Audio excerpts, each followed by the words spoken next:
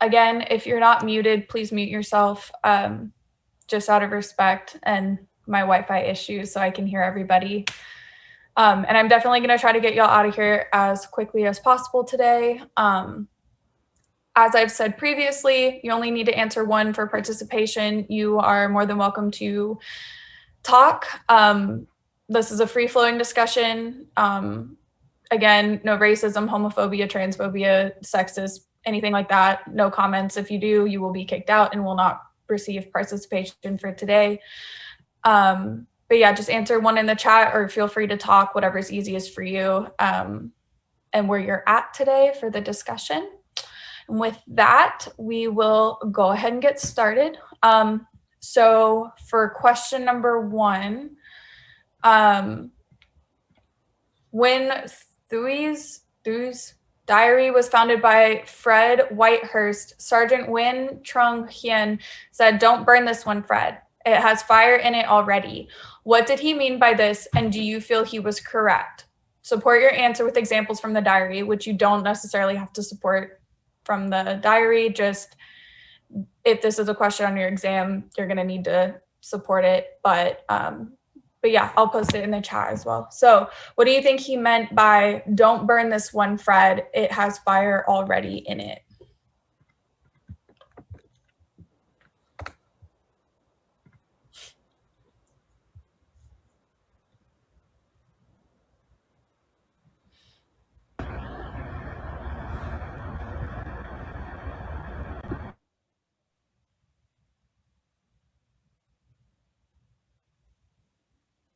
Emily? Yeah, in my opinion, I think it's she was so passionate about her comrades and her patients, and being a member of the or becoming a member of the Communist Party. I mean, when you read it, she just has so much emotion in it. Is what he means by the fire. Yeah, of course. I think you're completely right in that with her emotion shining through. You're definitely right there. Anybody else?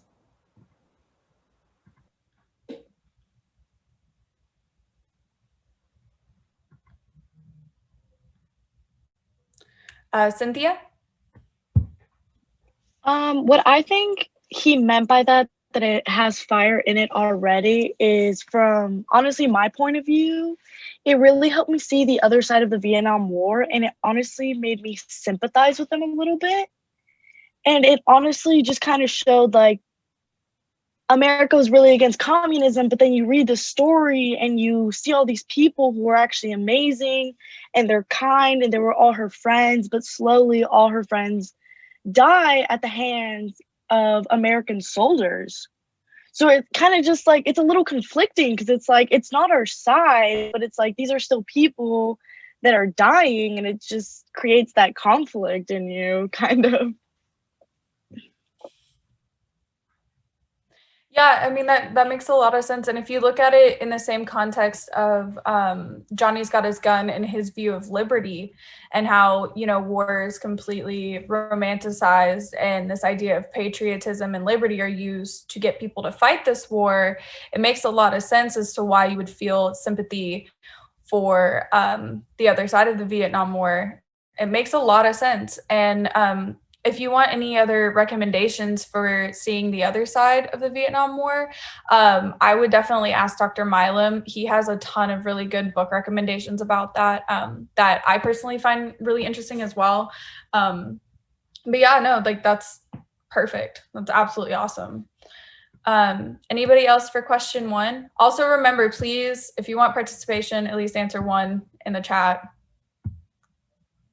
That's all I ask. Anything else for question 1? Alrighty then, moving on.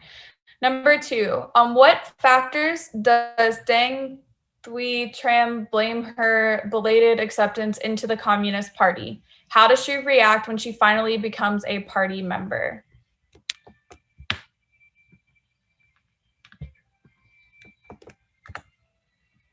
Aubrey? Well, can you hear me? Okay. Yes, I can. Throughout like the beginning, when she's like really fighting to get to be a part of it, she's kind of like angry that they haven't let her in yet. She understands that it's because like the difference in her upbringing, they don't really see her as quite as connected as they are. And I know that like it's her ability to adapt to her environment and act like the people she's around is why they actually accept her. But since she's fighting for so long, it doesn't feel as victorious when she's accepted in as she initially expects. Yeah, of course. I mean, that's completely valid. And building off what you said, why do you think that, like, if you could build upon why it didn't seem as victorious, is there anything specific within the book that made you think that, other than she just felt that she was fighting for a long time? Is there anything else that led you to believe that it wasn't as victorious?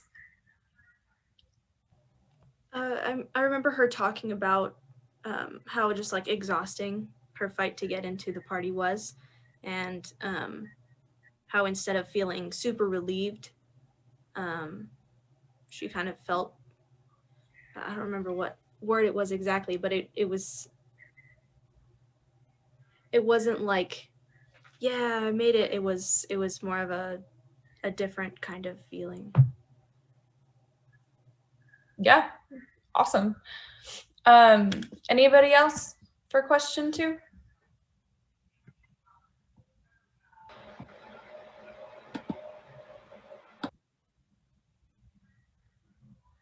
All right, moving on then. Number 3, Tram's personal relationships comprise the majority of the diary. How do others view Tram? How does Tram perceive others' views of her? How does she perceive the Americans in Vietnam?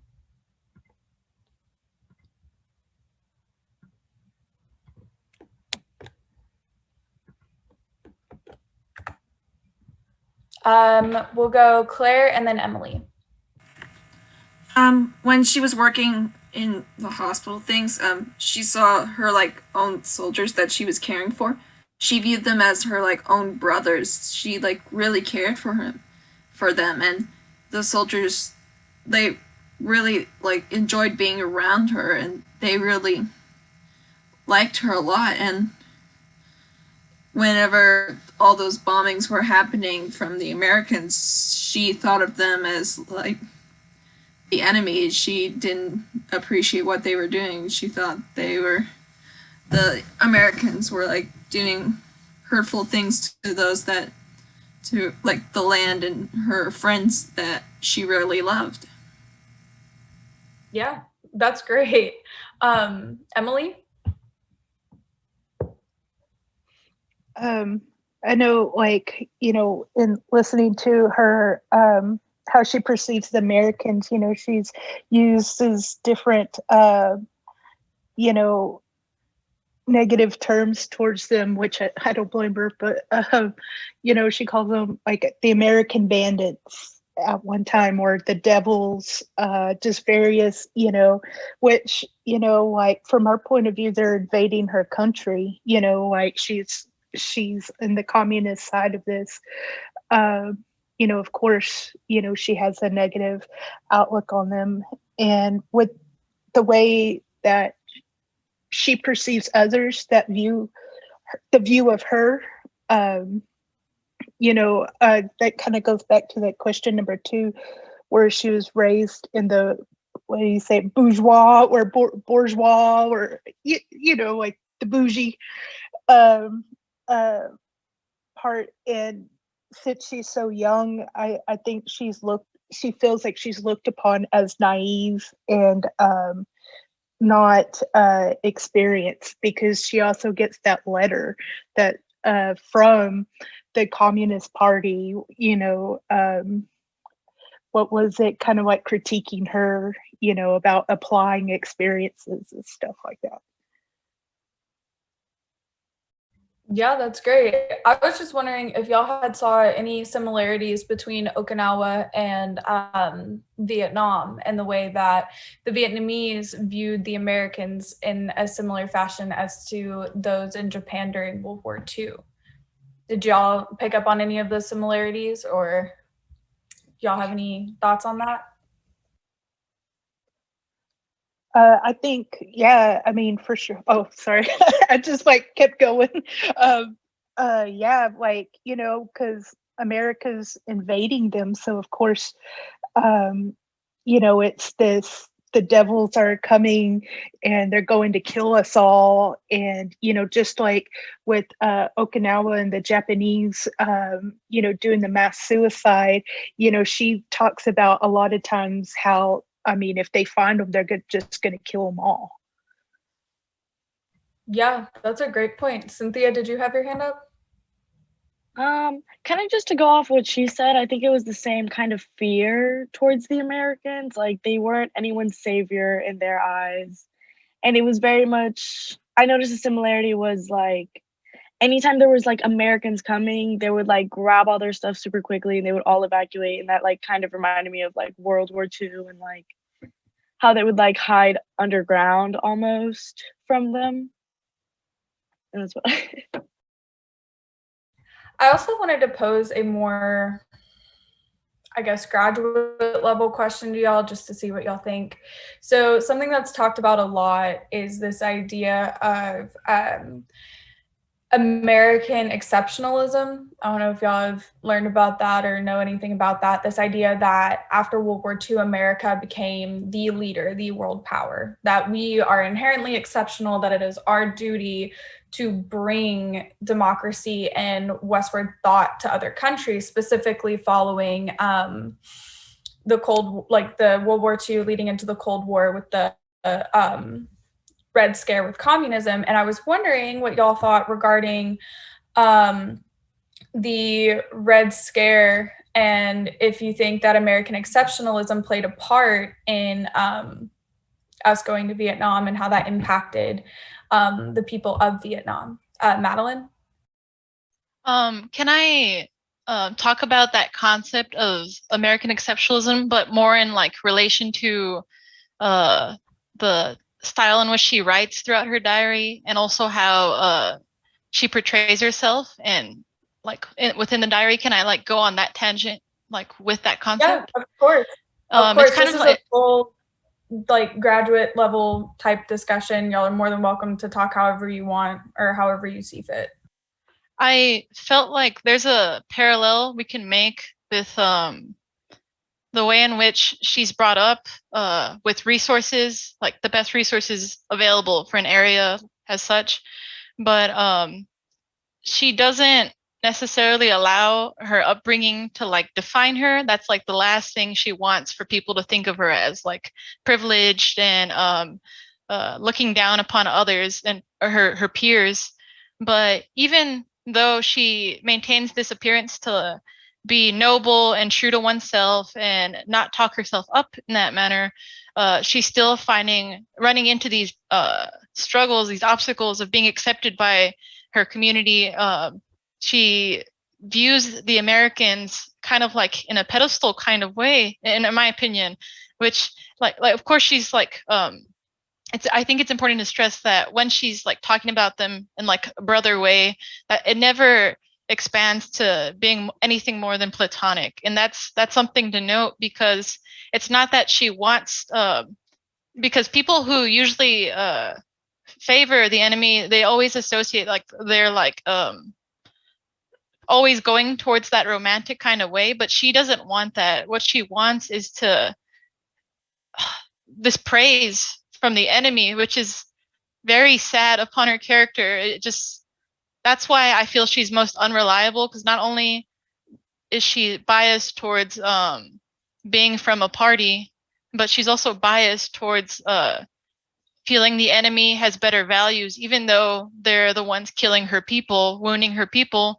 But she still feels that they deserve just as much, if not more, equal care, which is, it really pulled at my heartstrings that she keeps having this frantic fear that she asking too much of life.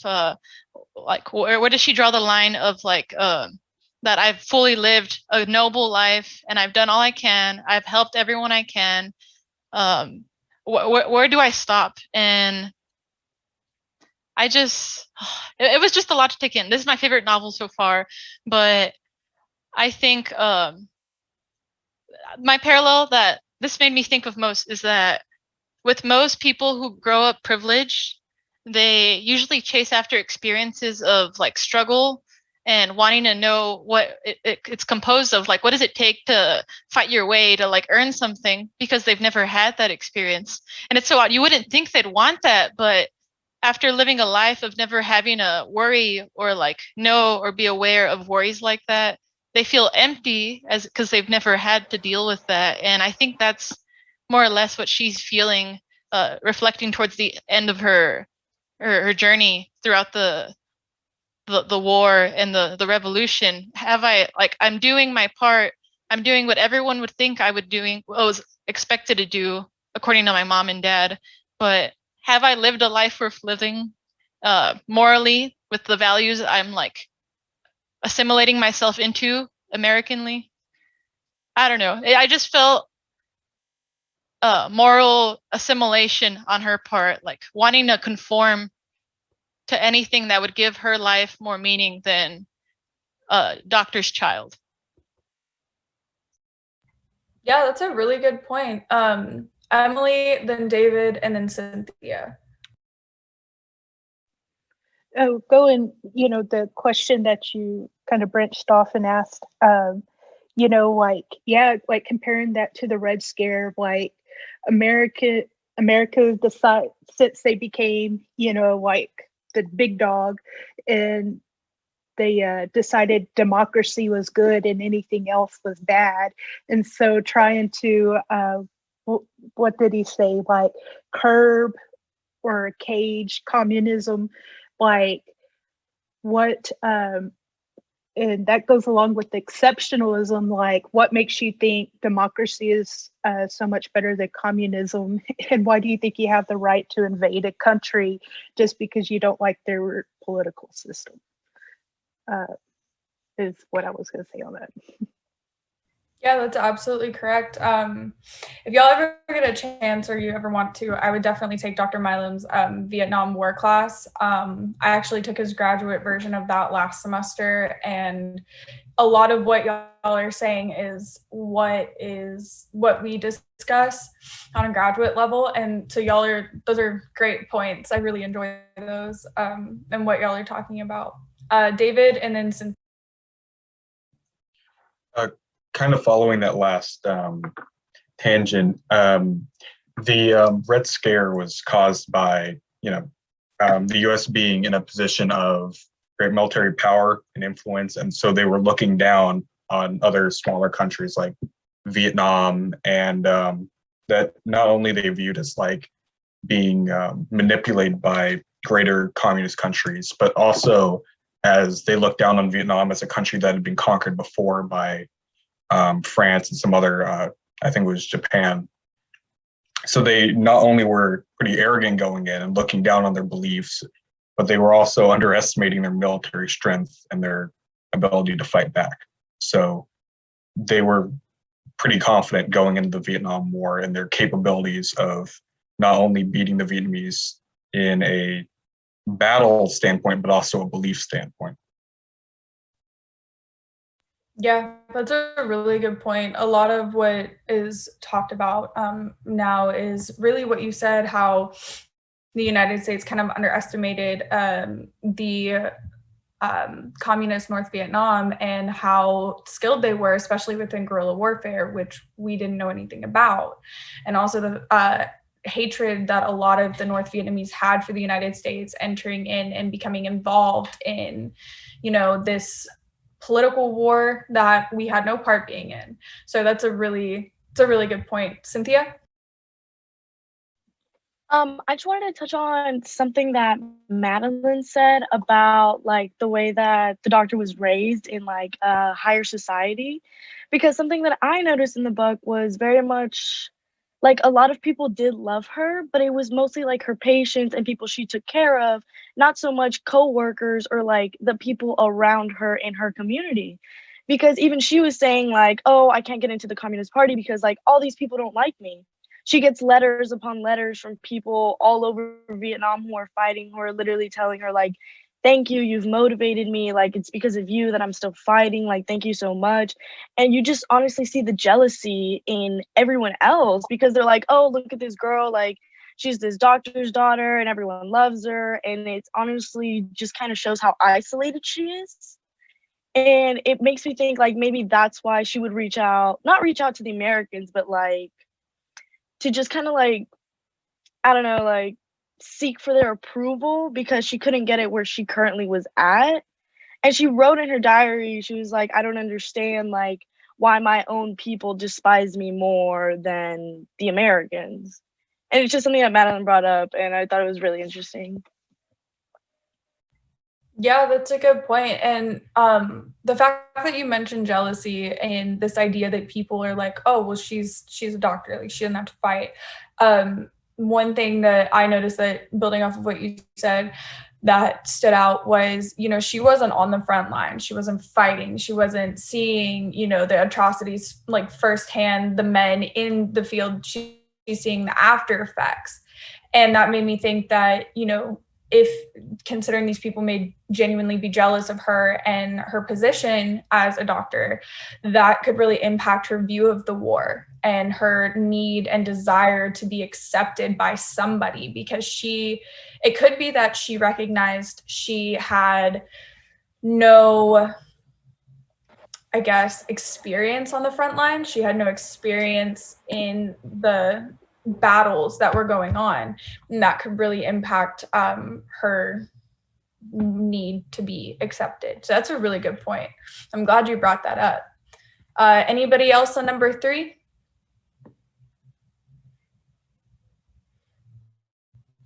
All right, moving on. Number 4, how would trans experiences during the war be similar / different to those of a U.S. nurse?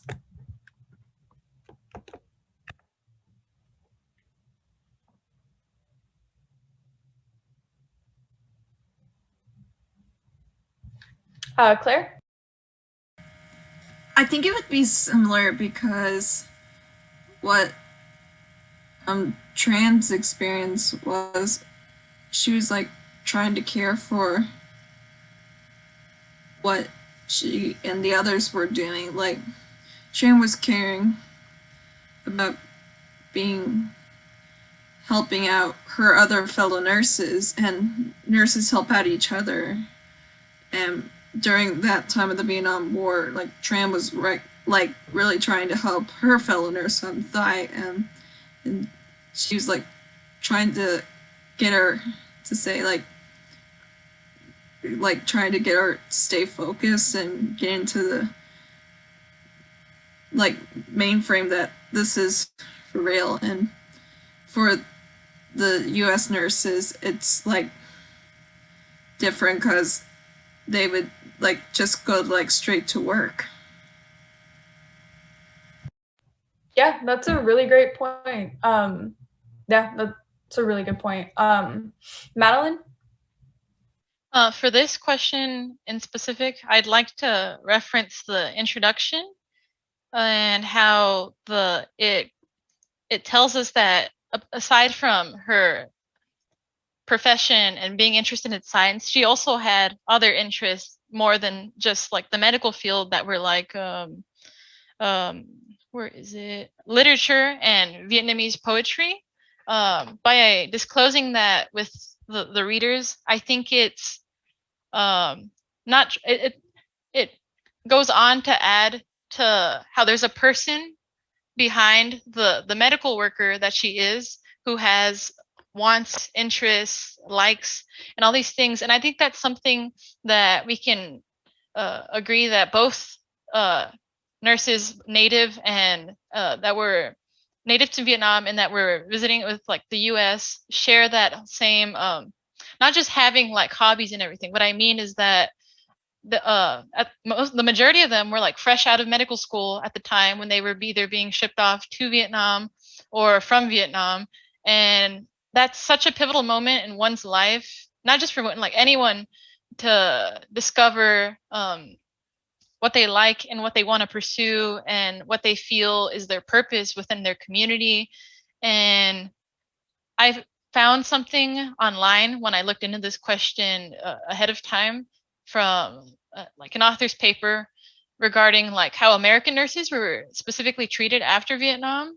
And it says that even after coming back and returning from war, that they were ignored by the government in terms of receiving militaristic like benefits, and their hardships and all the efforts they put into the war and being there to attend to all that were shrugged off. And that's just something I'm more than sure I can't find enough information about it, and I'm trying to remember where in the book, but that they both experienced not only as minorities being women for the most part in the field, but the government usually doesn't like those minor roles that make or break war are always for the most part like omitted from like respect or attention later on when people try to analyze war. These roles are never talked about. You hear about veterans like takes on, but these people are just as much of a veteran status as the ones in the front line. They're doing all the grunt work, and they experience these mental and physical trials that they go through with all that. That's just a lot to take in. And they also, aside from not getting recognition from the government, they're not all of them were afforded the choice to even be shipped off to volunteer across seas. A lot of people at the time that were being asked to become nurses or serve were getting pregnant to avoid at any cost. What can I do to avoid being shipped off when I don't want to do this. I don't want to do this. And that option isn't afforded to people, more specifically the women and female nurses in this situation in exploited countries like Vietnam. I don't like using the term third world country. I feel like overexploited country encompasses that better, because these people aren't slow in development. They were just exploited, and because of that exploitation, it just led to them never having that choice. And we're so in America, that choice is more stress. And in Vietnam, that's not even an option.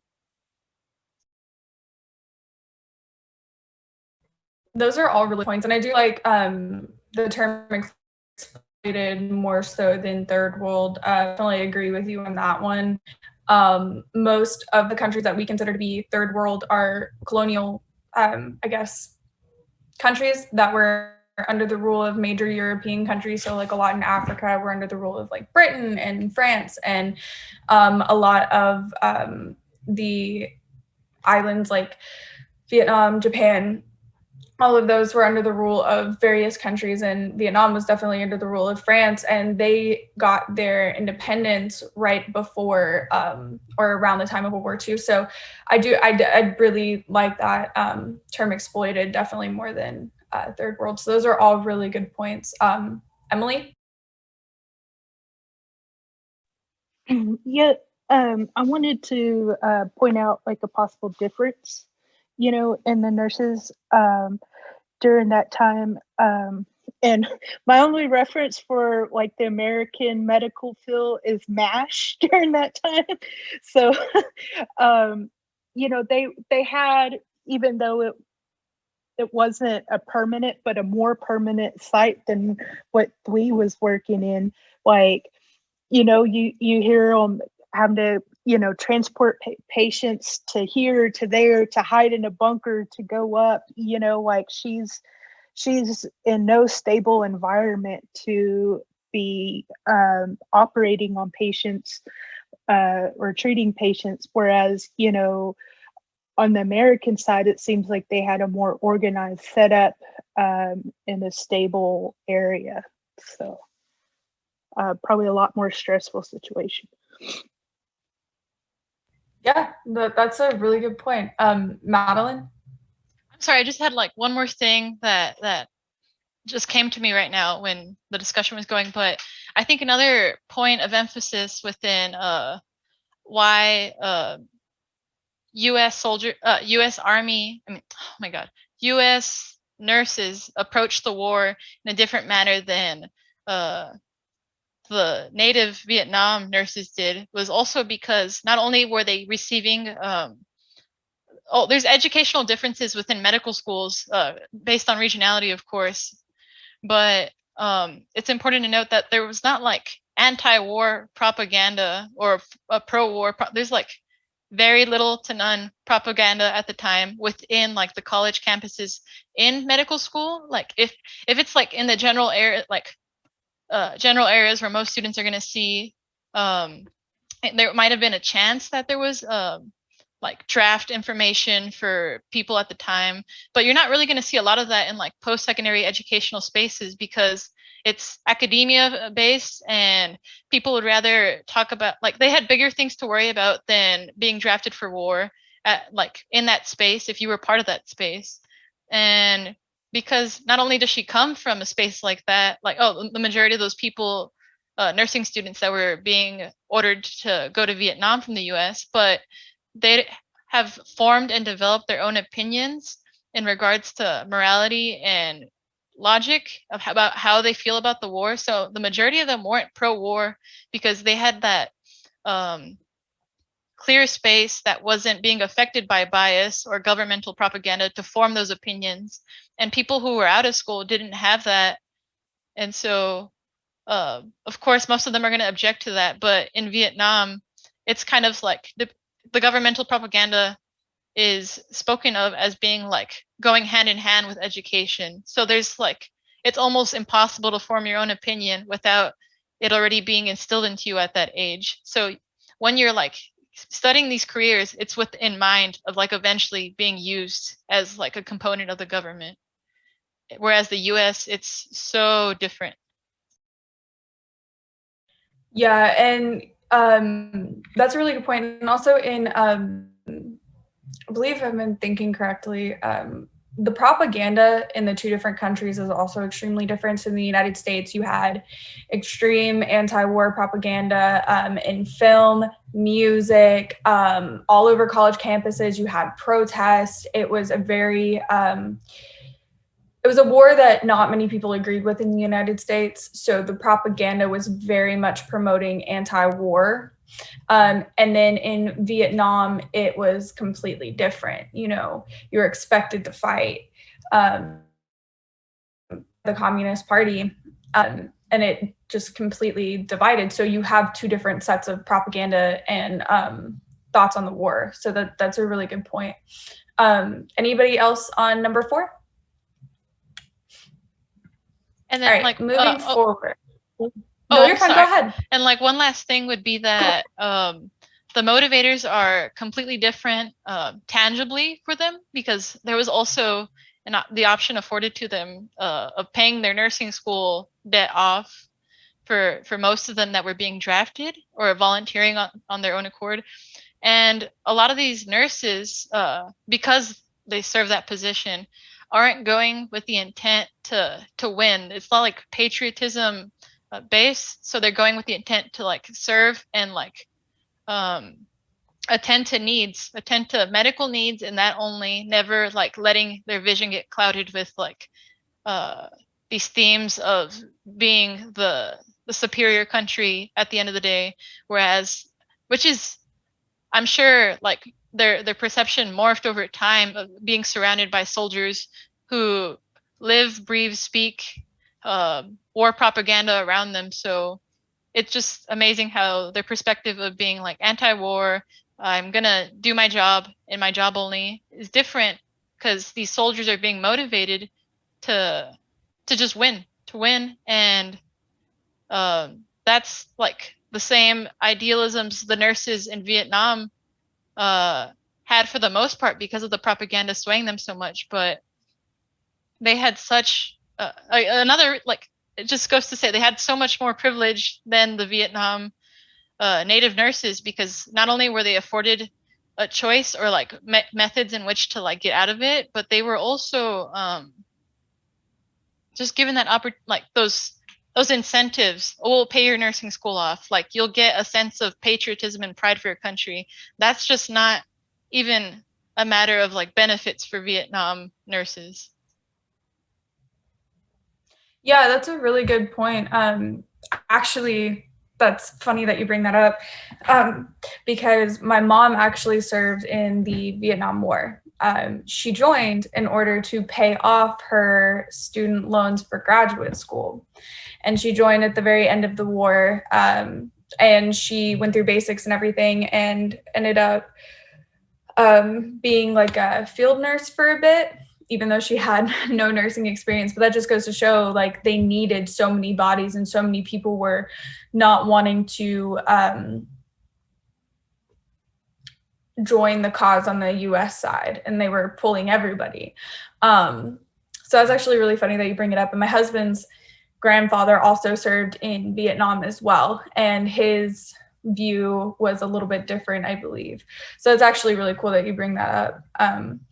Number 5, how did Dang Thuy Tram's experiences compare to the experiences of an American GI?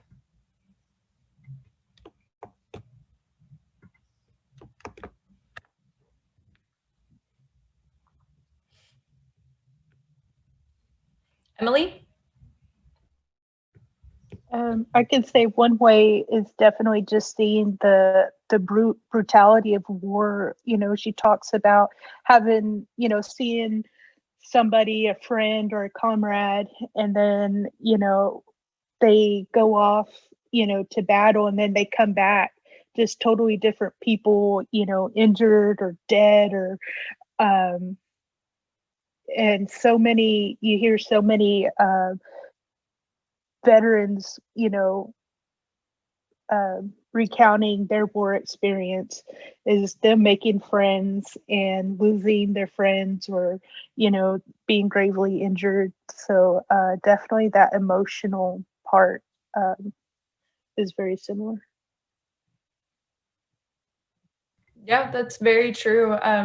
No matter what side of a war you're fighting on, the emotional experience is bound to be pretty similar, especially on front lines, or whether or not you're a nurse, it's gonna carry over. That is one part of war that doesn't change from side to side. So it's a really good point. Anybody else? Madeline?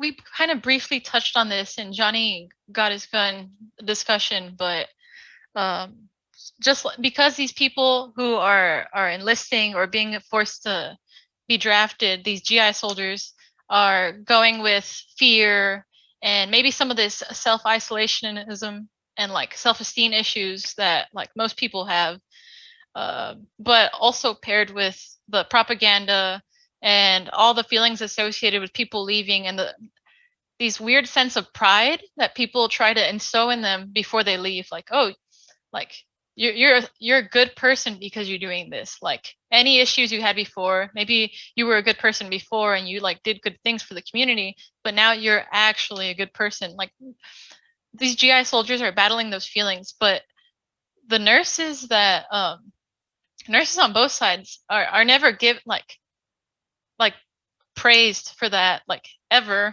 or to begin, like even when they're getting drafted, they're not being praised for it. They're like, if you don't do it, like you're a disservice to our country. Like you're less than a woman because you can't even like be a woman. And so it's just like they're like males, like the GIs for the most part being men, like their character as not only a human, like maybe a human being, but as a man is never questioned. But for the nurses, it's always like on the table. Like, okay, if you don't fulfill this, if you're not the best nurse you can be well in the field, you're a disservice to your peers, the school you come from, your family. Like that's all the overbearing pressures they're having to deal with while doing their job at the same time. And sure, like the soldiers, of course they experience that, but I feel like they're given less time to reflect on how all that's taking a toll for them, which is why most of them get diagnosed with these psychological problems once they come back. But these nurses, even though they're busy for the most part, they're not getting yelled orders to like, oh, okay, do this and do that and like take care of this and I want you to handle this. Even I don't know. I just feel like they're given less time they're given more time than in comparison to the soldiers to like reflect on like the toll of it. And they're seeing not like the firsthand damage like right in front of them on the operating table, them seeing that and them already having those regional differences of like what family dynamics are and the pressures that these nurses face is so different than like what the soldiers are ensouled at a young age. It goes like with gender, you can separate into like gender and like regionality, but for the most part, it's the nurses firsthand seeing the actions and repercussions of what the soldiers are doing, where they can't process that because they just see a dead body and they keep moving, just keep going until it's done. And that's actually really fascinating because I'm gonna go off on a little tangent for a minute. One of the things that I did for my comps exam was to analyze the idea of Americanism during the 20th century. So all the way from World War I, all the way up to the beginning of the Gulf Wars. And this idea of Americanism and this idea of patriotism goes back to this concept of you are an American. You are here to fight. You are here to be an American, you must serve America. And this idea that if you go to war, like you said, you are a patriot, you are doing the most, you are the best American possible. And I will say I definitely disagree with the idea of the nurses on the American side, solely for the fact that, my mom served and she was in Vietnam, and they were expected to do a lot of the same things and uphold a lot of the same standards as the men, although different given the fact that they're not serving front lines. So they are expected to be patriotic and they're doing the most, and I guess similar to like fighting the good fight for democracy and doing what's needed. But it does differ, like you said, from male to female, nurse to frontline. It really just depends, but you're definitely right in that those are all amazing points. Anybody else on number 5? All right, moving forward. Tram was a very passionate person. Why do you think most of her passion was, what do you think, or who do you think most of her passion was for? Her friends, companions, family, her country, communism, profession? Why do you think she was passionate about this war?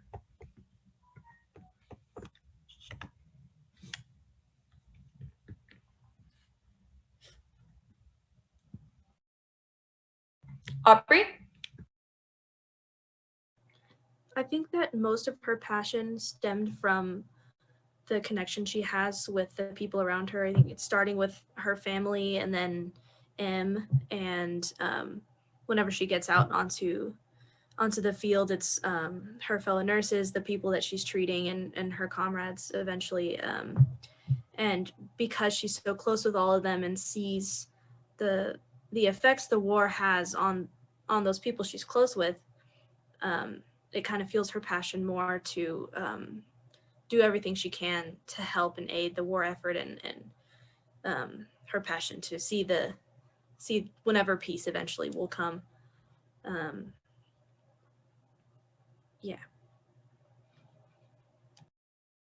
Yeah, those are all good points.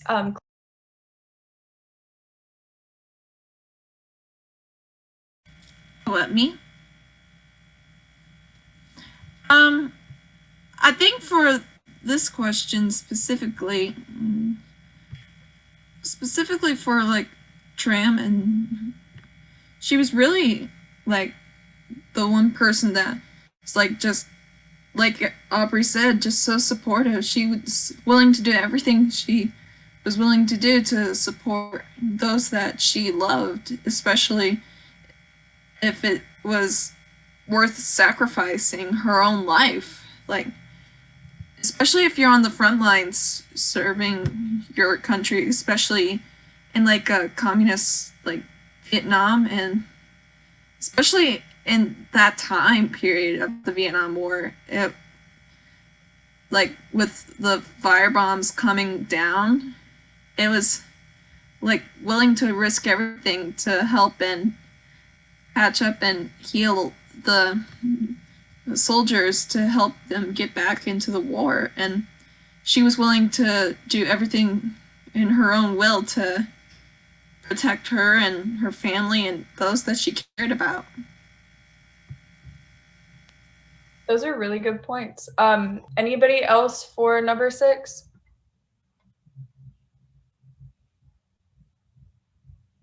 All right, moving on to number 7. As an American reader, do you believe that Tram's diary transcends cultures, or are the differences in Vietnamese culture and politics so profound that you had difficulty understanding parts of her diary? Accordingly, how does Tram's diary's portrayal of Vietnamese culture and politics affect your understanding of America's approach to the Vietnam War?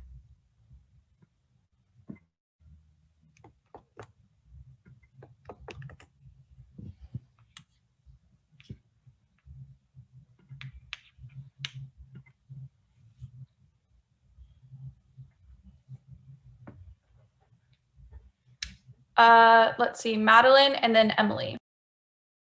I just feel this question is the heaviest one of the list, and I think it goes without saying for the first part of it that it most definitely does, because it wouldn't be part of our curriculum today if it didn't. But the way Tram's writing is so authentically able to convey these horrors that most can assume go on in war, while still maintaining her thoughts and worries, and balancing it so well that you feel like you are her. You feel like you came from the same upbringing, and that you're serving as well, and everything speaks for itself. And of course, there's going to be like cultural differences within the types of societies they're both coming from. America's a very like high context society that likes saying things out loud, standing behind your words, and like you form your own values if your family doesn't give you them to begin with. But in Eastern culture, it's very synonymous to assume that most people who come from countries over there have a much different, stronger family dynamic, in which there's so much more associated with the last name than an academic reputation. And because of that, you already feel like, wow, this is how it is over there. And I'm so grateful I never had that to begin, like, because of course that would change everything. I would be just as like, if not more, like self-conscious of myself if I knew that all this was on the line on a daily basis. But of course the context is important, and which is why I like the chronological order after the introduction. And because of the war propaganda that we had a lot of, and the anti-war propaganda that we didn't really see until post-war, of course most are going to be very stubborn and hesitant to like stray away from what they always thought and associated the Vietnam War to be, and the motivation behind it. If like you had someone serve within your family and you've built that connection with a person who served, you want to believe they did the right thing and they had the right intentions when representing our country. But our domestic idealisms and motivations behind all these battles we've had aren't always as morally just as we'd all hope they were. And reading the novel forces you to accept the truth and accept how your country isn't is just as susceptible to error on morality when making these heavy-handed decisions. And just because your country has a better reputation now of us like being more like attempting to be more progressive doesn't mean we're not just as prone to error in our decisions and values back then. And for her, it was like her biggest thing was duty and idealism because of her family, but she also had that empathy, which I don't really think our leaders possessed when it came to making those decisions and forcing everyone to serve, forcing people to get drafted and do the heinous war crimes we committed. But that's just something that I'm happy she was sharing and made transparent enough that she didn't hide and maintain this image of like being robotic in her work. She was human and she had feelings, and she didn't want everything that happened to occur, but it happened. And she was able to analyze it and take stuff away from it that wasn't fully patriotic led, and it had to deal with her own moral compass.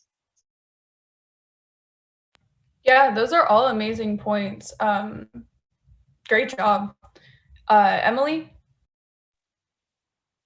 I believe for sure her diary transcends cultures. You know, I was in the medical field for a long time in emergency, you know, working in the emergency field. So when she talks about having that connection with the patients, that you know, and talks kind of about that connection and the compassion and stuff. It's like, it's surreal because you're like, holy shit. Like I remember just taking care of a patient and having that exact same feeling, like she describes it. And so it's like really, I don't know, profound, like that, you know, this diary back in the 60s in Vietnam, and you know, like you're like on a very small scale, of course, from everything that she's been through, it could be like relating to it, but also like reading it, you know, that put it on such a human scale and all of her feelings that it makes me even more upset and at the American government for the things that they did. It just kind of makes me question their what do you say? Their motives in some of the decisions that they make. Yeah, that's a really good point. And I think your point on bringing emotion in and showing every side of it on a small scale, you can just even imagine how it is on a large scale. So I appreciate that. Thank you so much. Also for your service in the medical field. That's awesome. You're welcome. Anybody else on number 7? All right, moving forward, 8 and 9, we've already kind of touched on, you know, Tram's relationship with other Vietnamese and how she viewed their relationships, as well as her attitude towards American soldiers. I will post both of these questions in the chat so we can discuss them in tandem.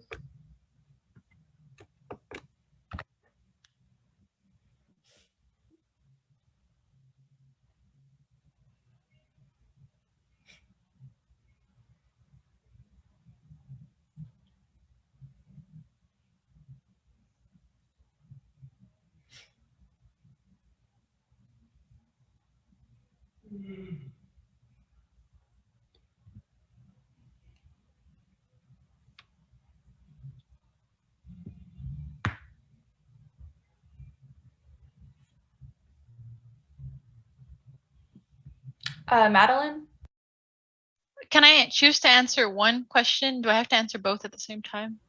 No, you don't have to answer both. Just pick one or the other. I know we had briefly touched on it with other questions, so I just figured we'd talk about them at the same time. I just want to touch on the first part of 9 and stress that I know people, well, like I said earlier, I had a very like hard time trying to understand why she would feel the need to like empathize with the enemy because of like her upbringing and like everything she's seen like prior to like dealing with these like GI soldiers from the US. I mean, she saw her own people and her villages and all that like ravaged by the enemy, and because of that, most like of the assistants, like people, most would assume that you'd think that like they'd hold all this hatred towards the enemy, but with her, she still found, she like sort of remembers that the enemy takes a human form and isn't just these themes that were like shoved in our throats like while we're like in K through 12 education. Like these themes aren't us. They don't like, sure, they like your morals define you, but these themes that you're taught don't encompass like you as a person.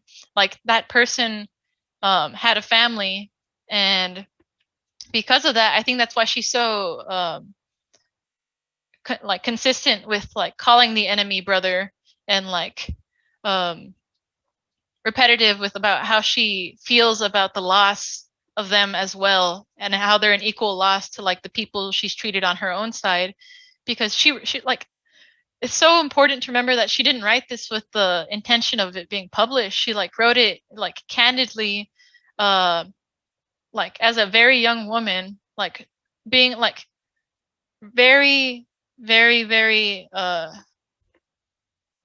like beginning to like develop these themes about life and life lessons and like how the real world works outside of like school. Like she's barely outside of like barely graduating medical school, and having to see all these mature themes of like loss and like war and everything and rebellion is a lot to take in like at surface value, but being firsthand like seeing both people and all this loss just for the propaganda and for these like words we're taught we should hold as like our own family, like because the country is your family to them. She refuses to stick to what her country would typically like want her to believe.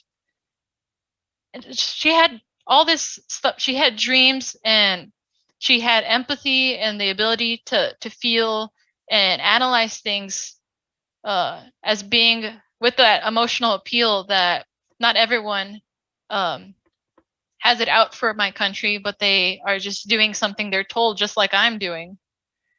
And I'm just so sad I'm not fluent enough to read the initial version it was intended to be written in, because I'm sure there's like a lot of things we're missing that we're not getting, and that they probably omitted to make it be more palatable. But I feel like her ability to empathize to the point where she doesn't see them as the enemy is something that's not usually accepted by most, but should be admired.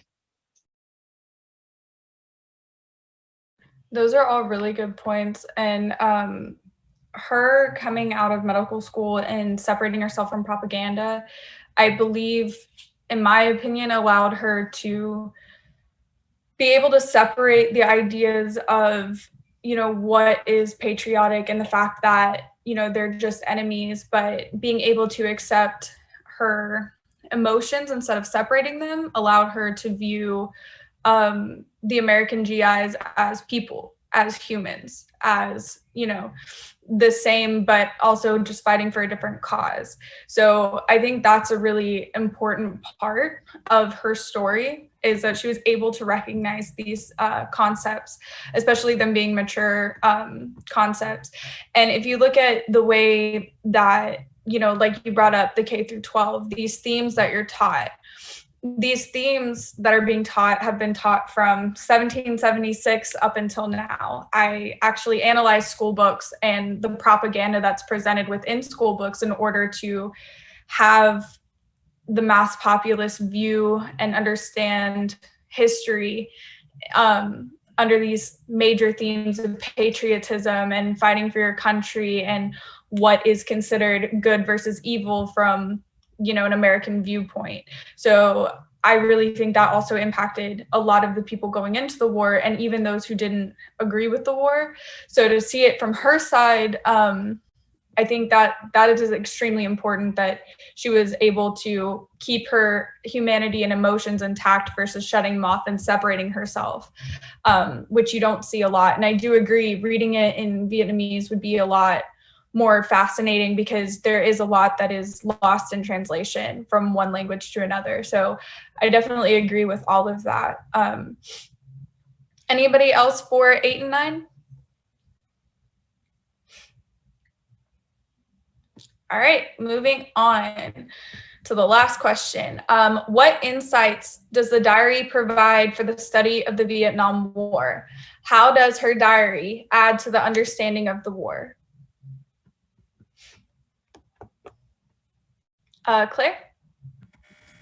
I think with this diary, it really brings an insight of how dangerous the Vietnam War really was, and how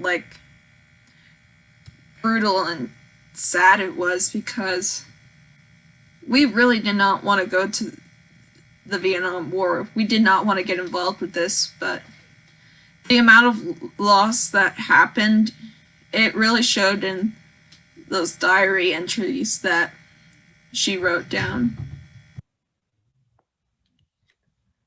That's a really good point. And there are a handful of books that y'all can read about the Vietnam War that really shows the hardships and the political aspects of the war. I know there's one, what is it? Westmoreland's War. That is really good. There are also a handful of others. Patton, I believe, is one. Westmoreland's War is really good. It definitely goes in depth, and it doesn't necessarily show the Vietnamese side as much, but it definitely gives an insight into how brutal this war was and the politics behind going to war in Vietnam. And I think that's something that should be read. Honestly, ask Dr. Milam. He has so many good recommendations for books that deal with the atrocities of this war and also the politics behind it. I think y'all would really enjoy those books. Anybody else on number 10?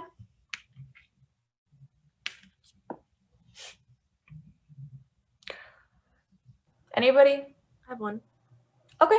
I'm thinking in terms of what in the preface to this book, they talk about how in Vietnam, when they teach about this war, they only talk mostly about the victory stories or from the soldier's point of view, and they put it in this really romantic light. And it got to a point where the people weren't really taking that in. They didn't really want to learn about it because it didn't feel real. And this translation, this diary, was a great way to I guess make it interesting again and really let people learn what it was really like. I think that her Tram's perspective in this book is it's really important to look at, because it's on an individual basis. She knows everyone that she's around personally, and she's really close with all of them. And if she's not close with all of them, she knows them well enough to where she would mourn their loss if they died, or if they were captured or something. And it's a really intimate part of war that we don't usually get to dive into very much. That's a really good point. I think a huge difference, especially when studying the Vietnam War, like you said, her diary is very intimate, and you don't get that a lot with the Vietnam War. You get it a lot with World War II and World War I, but you don't really get to see that same level of an impact with this war. So I think her diary really revolutionized the way that the Vietnam War is taught, especially now. And so I think that's a really good point. Madeline?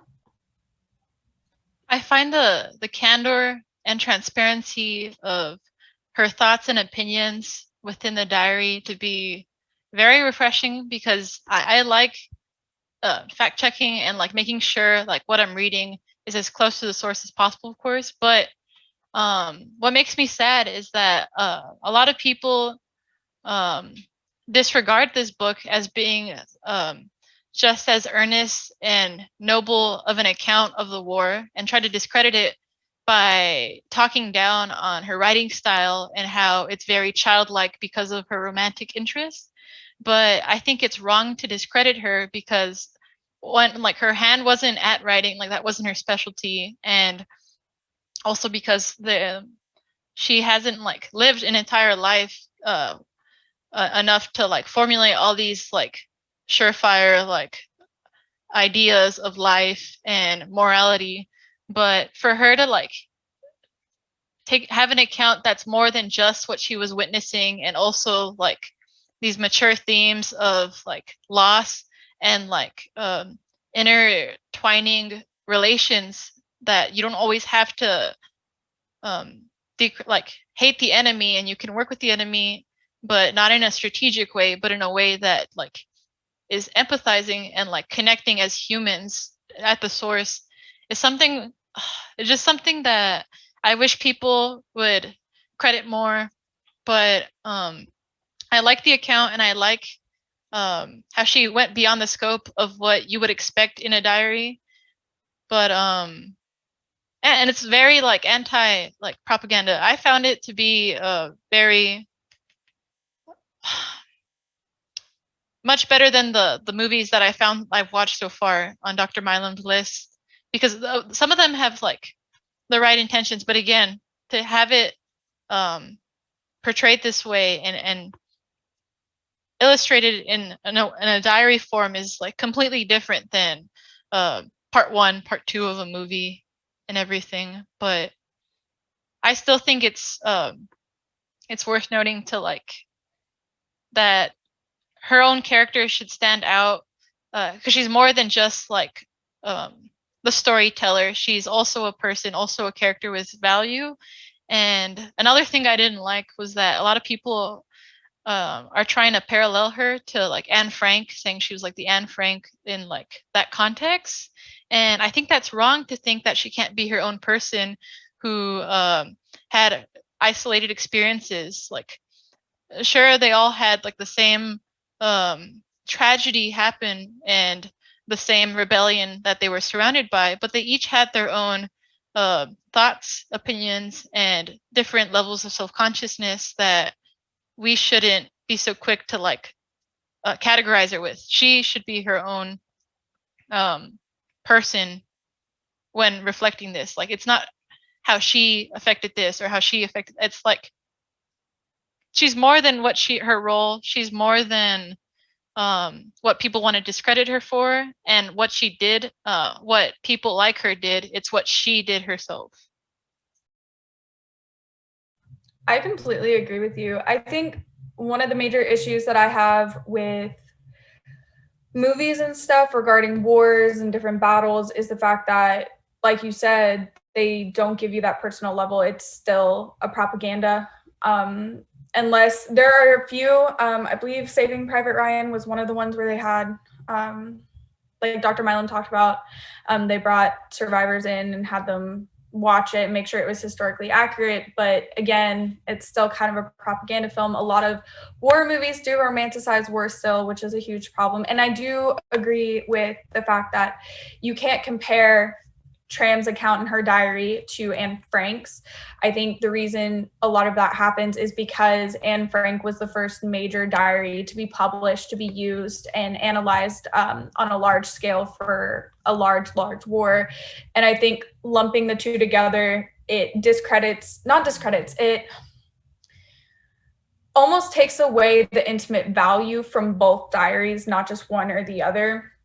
So I think that's a really good observation that you made there. And that's a big issue with a lot of like historical works. They get lumped together instead of being viewed separately as their own, which can unless you're looking at comparisons, it can cause some problems. So I'm glad you brought up that comparison. Anybody else in number 10? If not, we can jump into Q&A for any questions, concerns, grievances y'all may have about the class. All right, so anybody have questions, comments, concerns, grievances? Is there an update on grades for exams? So your grade exams will be posted tomorrow at some point. I have about 35 left, so I'm trying my best to get them done. They will be done tonight. They should be posted hopefully before 5 p.m. tomorrow. They should definitely be posted before 5 p.m. tomorrow, so they'll be up. Okay, thank you. Mm-hmm.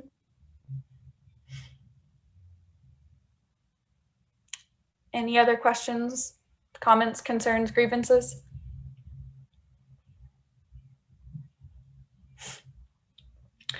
Y'all, I will be having a review session on April 19th. I'm still trying to figure out a time, so I will email y'all about the time for that. Sometime next week. It is not mandatory. It is completely just for y'all going over the essay that is due on April 29th.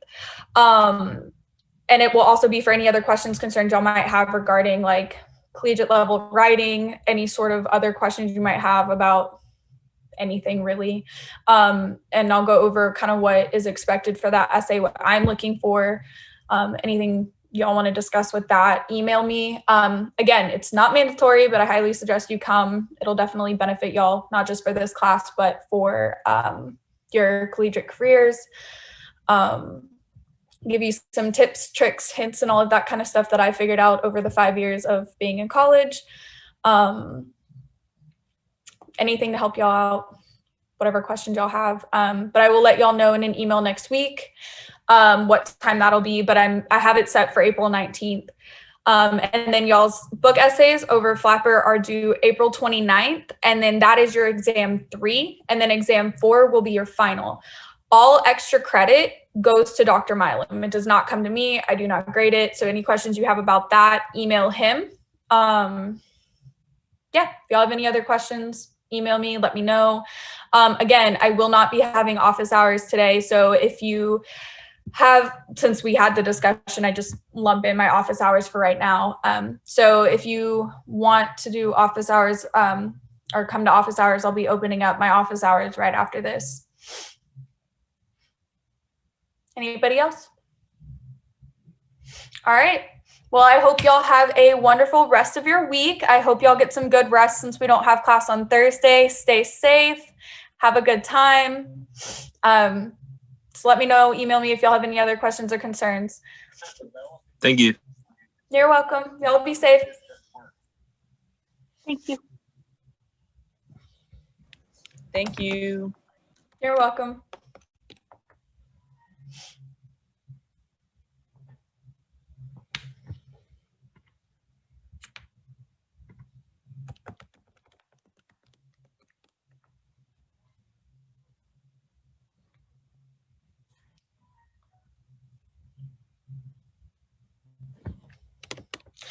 No, you do not have class on Thursday. It is a conference that Dr. Milam will be in, and you can attend for extra credit. He emailed about that extra credit opportunity, so there is no class on Thursday.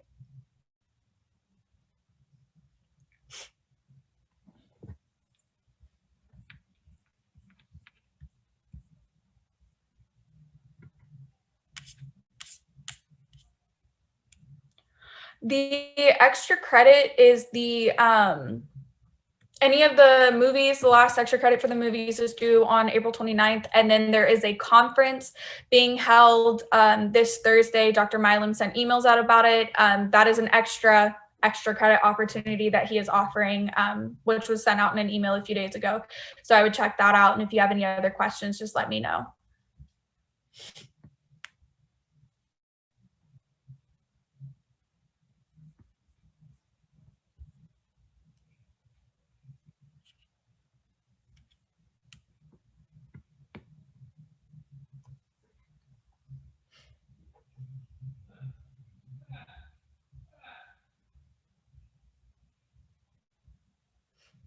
You can hold on 1 second. I'm not sure if you can do 2 conference reviews. I would definitely email Dr. Milam. Again, I'm not in charge of extra credit. So I would email him and see if that's okay with him. And I believe you can do 4 extra credits. I'm not sure about extra credit. I would definitely email Dr. Milam and see how he wants to handle that. Of course, you too.